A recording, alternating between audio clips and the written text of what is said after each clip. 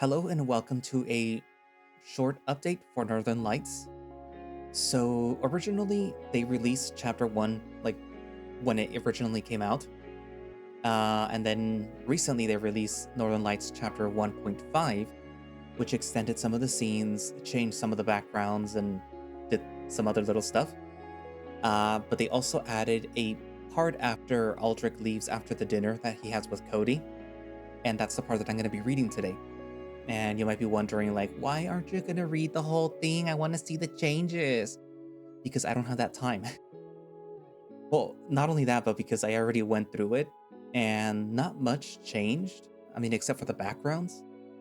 Um, One of the backgrounds is for the city, well, not for the city, for the town at night. It was done by Bork. I could show it to you guys if you want. And another one was of the diner place that Cody and Aldrich go to. It's no longer that like sort of real-ish picture. It's actually one that's drawn out now. But yeah, not much has changed really. Um, there was like a scene prior to when Cody goes wandering off in the dark and then finds the coin and then gets spooked. But like it's really short, so like But yeah, anyways.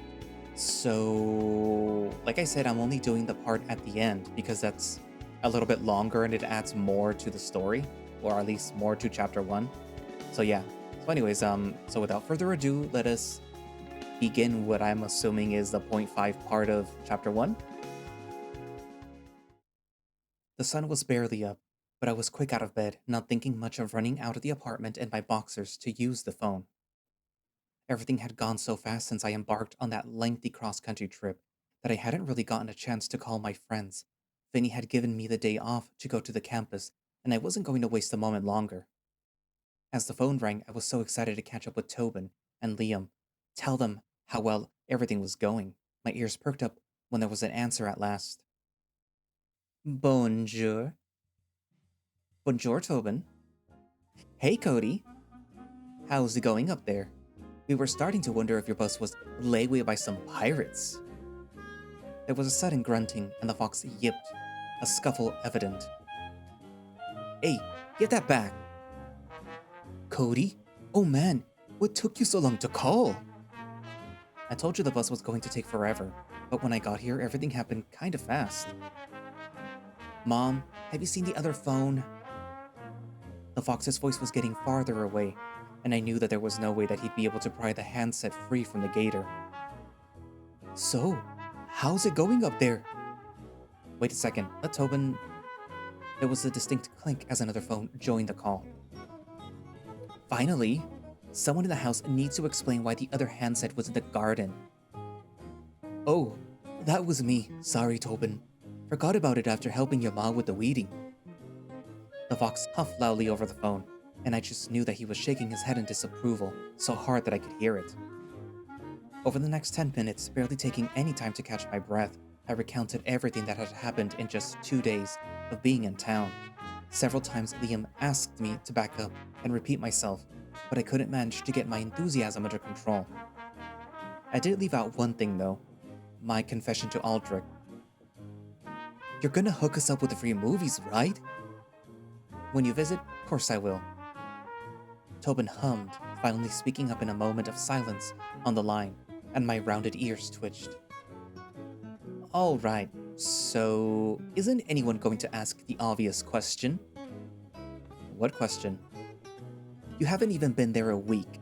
You got a job, an apartment from your new job, and Aldrich, the guy you sent all those letters to, is still there and remembers you. It's a little bit odd, yeah?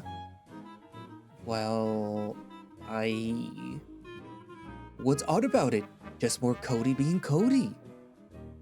You keep saying Cody being Cody like that's a normal thing that could happen to anyone. There's luck, there's weird, there's Deus Ex, then there's Cody. The fox sounded frustrated trying to explain himself, not pleased that Liam was, once more, trying to brush it off. This frustration put me on edge, and I switched the phone to my other paw. I was unnerved by the observation, when I'd made myself the day prior but quickly went to dismiss it. I just didn't want to sit around and mope, that's all. Things just kinda happened after that. Whatever, reckon I haven't really thought about it much. Still think it's odd. Maybe your new boss is some creepy serial killer. Tobin made a loud gagging noise. Please, no. I have so much to live for. The fox did his best to impersonate my voice, but it was impossible for him to ever shake that French accent. Leaning into the moment, I playfully mimicked Vincent's voice, but couldn't quite match his level of gruffness. Well, you should have thought about that before moving to the mountains. Little otter, far from his rivers. What did you think would happen? Liam made a couple of crude laughs, the sort that sounded like they might be coming from some backwoods yokel. I bet otter meat makes for real good jerky. I'm begging ya, I'll do anything. I can make you some real good gumbo, I swears.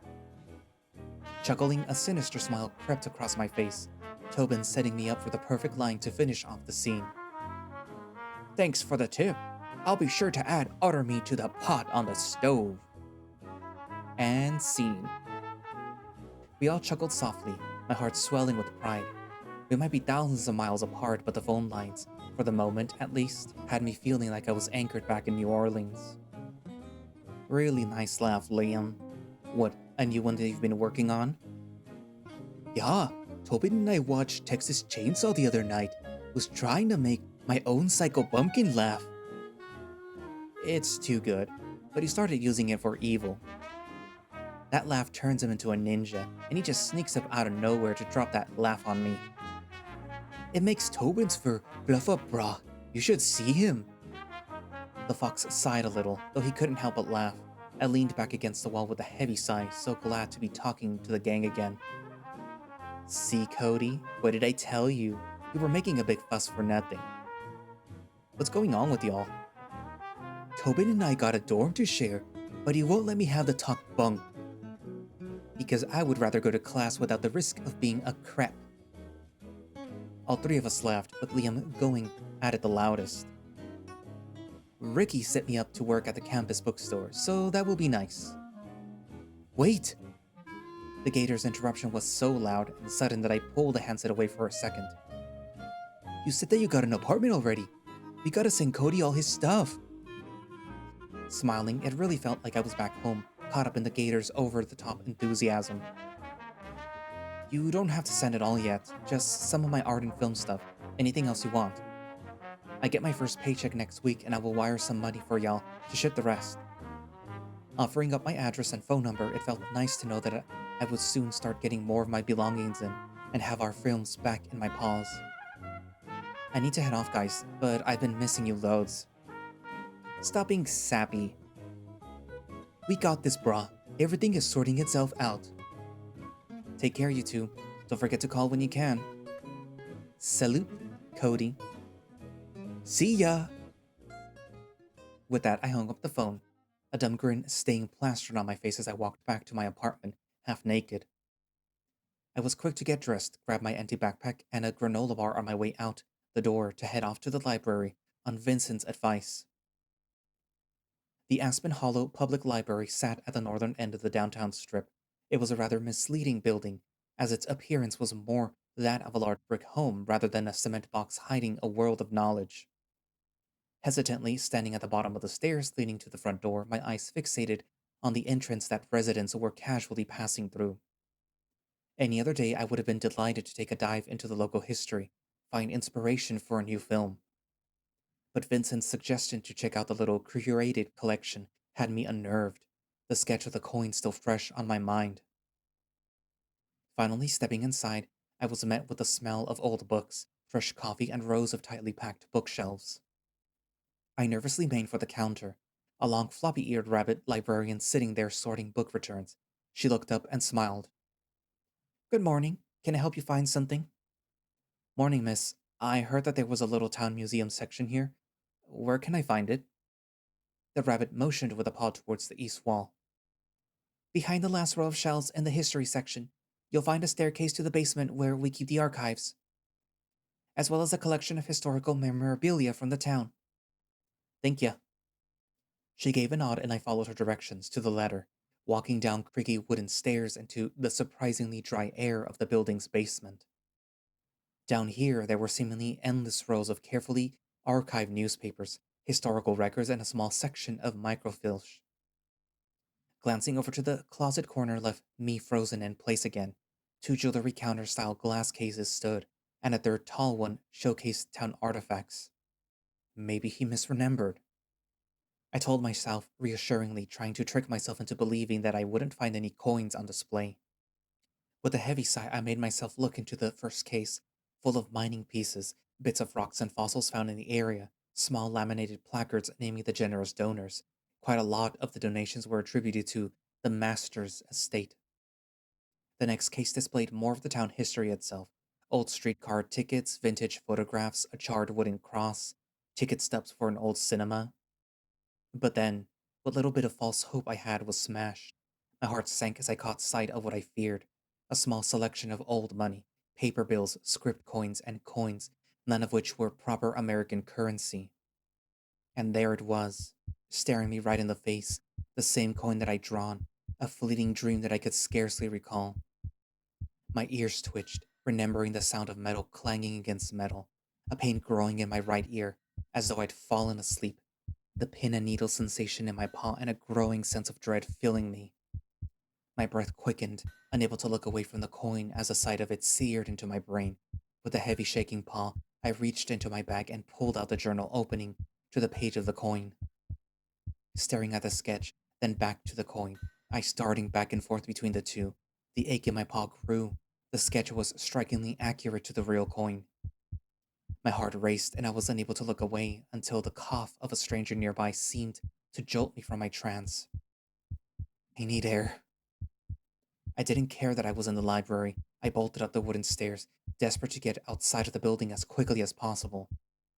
No sooner had I passed the top step and turned, I crashed into something quite sturdy, falling hard on my butt, journal sliding across the floor. What in the blazes? A harsh voice exclaimed, a figure looming over me, proud antlers, a sneer on its muzzle. I'd crashed right into an elk. The stag had managed to keep his footing, though there was a clear, fiery anger in his eyes. The library is not some playground to run around in, Otter.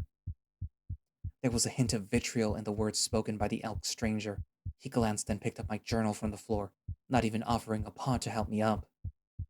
I scrambled to my feet, a look of shame set on my face. The elk's stern expression let me know that any excuse that I came up with, even the truth, wouldn't be good enough. I'm sorry, sir. I just... What's your name? Cody, sir. I'm real sorry. Please forgive me. The elk snorted, thrusting the journal firmly against my chest, with such force that I staggered back a step and nearly fell over again. Like I'd forgiven Otter. The nerve. Don't let it happen again. Without a name given, or another word, the elk headed down into the archives. With a hurried step, I left the library, collapsing onto a bench outside, ears lowered as my heart raced, my head pounding, feeling like I couldn't catch a breath, one paw gripping the arm of the bench so firmly claws were sinking into the wood. Then, a deep mumbling voice spoke up, but I couldn't make out the words. Everything was pounding, my eyes were hard shut, trying not to see the world spinning, and I struggled to breathe. You okay, pup? Vincent's words became just slightly more understandable. I opened my eyes to see the golden wolf coming into focus, a look of deep concern on his face, yet I couldn't speak. My whole body was drowning in a torrent of anxiety. The wolf's ears perked. He took a seat next to me on the bench and gently rested an arm over my shoulders, gripping my right arm in a firm yet gentle fashion. Easy, Cody, easy. It's going to be okay. Just listen to my voice, all right? It's all I want you to focus on. Vincent's voice was deep, a lighthouse looming over the overwhelming sea, a beacon to find my way back to sanity. We're just sitting on a bench outside the library, you and I. Take a slow breath in, nice and easy. I did as he asked me to, hanging onto his words like a lifeline, letting the warm morning air fill every inch of me. Good. Hold it. Only for a moment. And exhale gently. Slowly letting the air come out of my lungs, the pounding in my head began to fade. Breathe in and out. The calm, collected voice of the wolf guided me out of the chaos, and little by little the world felt right again. I could think clearly at last, glancing over at Vincent with a nervous smile, the wolf moving his arm away. Feel better, pup? Yeah, What was that? Looked to me like you had a panic attack. Not your fault, though. Could happen to the best of us. Would you like to talk about it?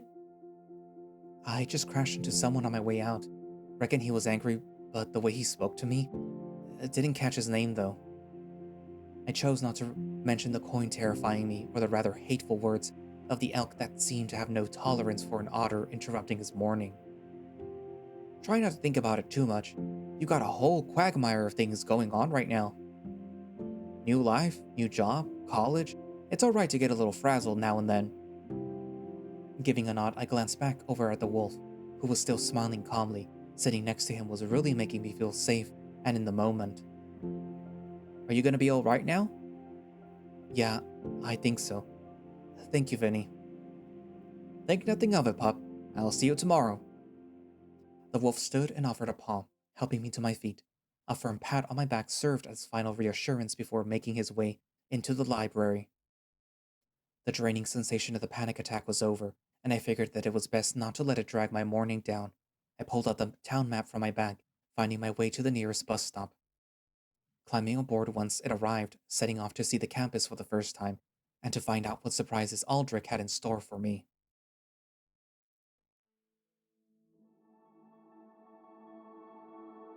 See, I told you that was short. Oh, look, there's Borg in the middle top. Ah. So yeah. That was mostly what was added.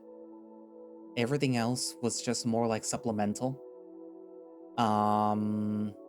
If you want to see it, then, go ahead and read it yourself. Uh, really not much else to add, I suppose.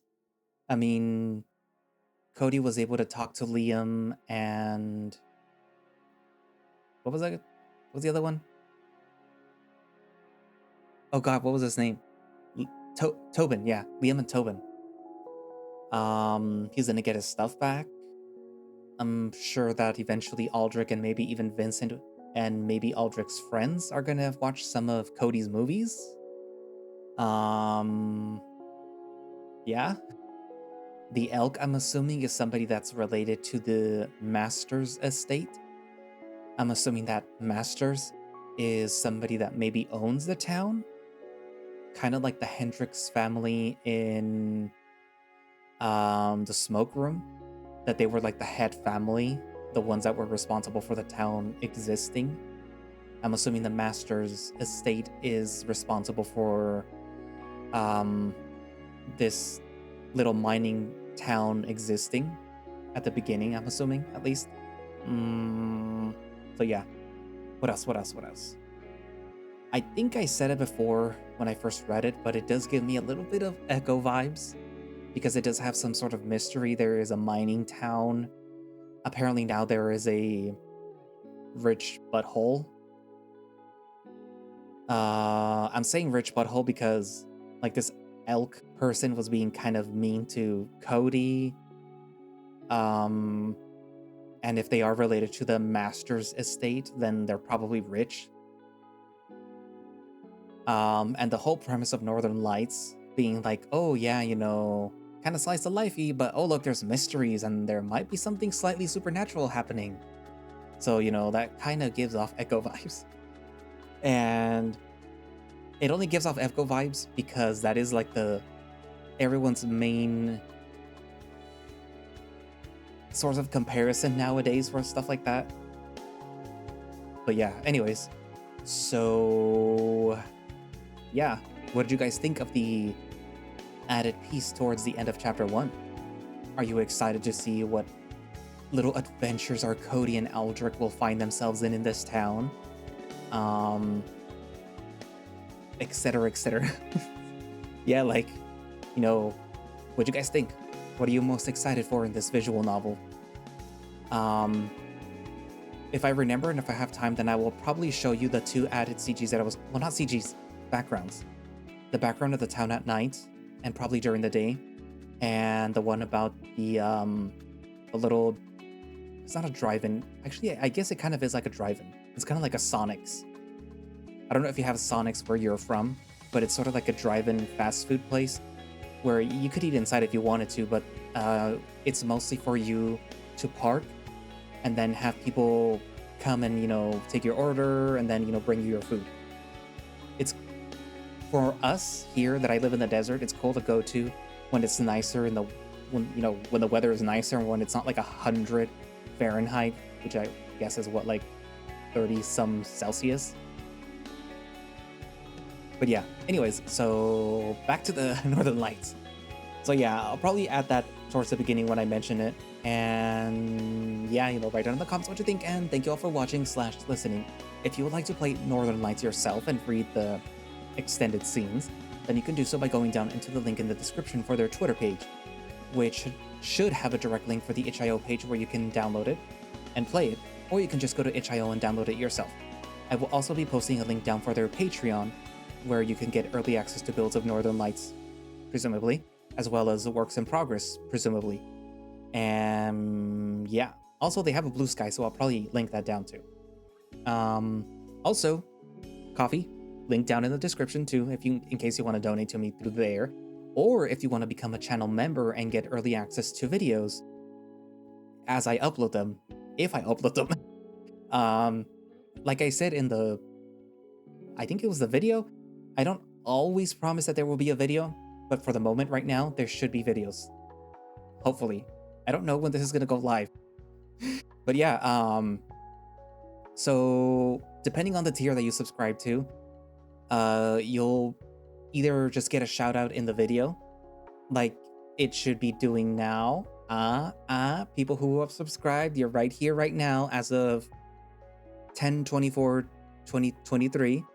And if you subscribe to tier 2, then that's when you get the early access to the builds that I would normally schedule. But regardless of which tier you subscribe to, you will get a little badge by your name, denoting how many months you have, been a member. And you will also get access to the stickers. Well, that's not stickers, they're emojis, but it's technically my stickers that I'm turning into emojis. But yeah, so, subscribe to the channel if you want to. You don't need to, but it helps. And thank you to all the people who subscribed to already. You guys are right there in the video. Anyways, but yeah, so I guess that's it for now, and I will see you guys in the next video. Bye-bye.